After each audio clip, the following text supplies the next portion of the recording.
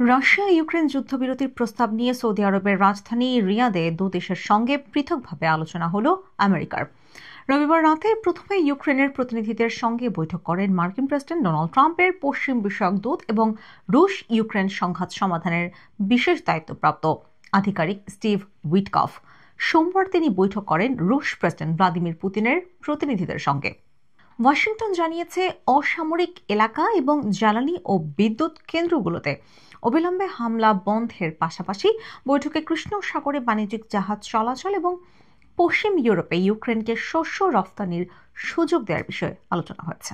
ইউক্রেনের president Volodymyr জেলেনস্কির সরকারের প্রতিরক্ষামন্ত্রী তথা সে দেশের প্রতিনিধি দলের নেতা রুস্তেম উমেরভ সোমবার বলেন, ফলপ্রসূ এবং সুনির্দিষ্ট আলোচনা হয়েছে।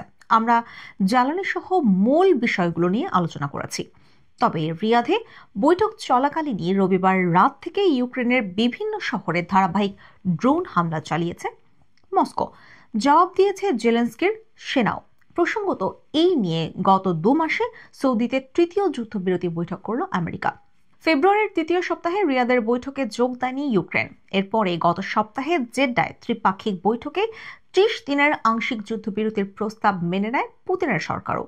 যদিও কার্যক্ষেত্রে অসামরিক এলাকা এবং জ্বালানি ও বিদ্যুৎ কেন্দ্রগুলোতে হামলা বন্ধের প্রতিশ্রুতি মস্কো পালন করেনি বলে কিয়েভের অভিযোগ।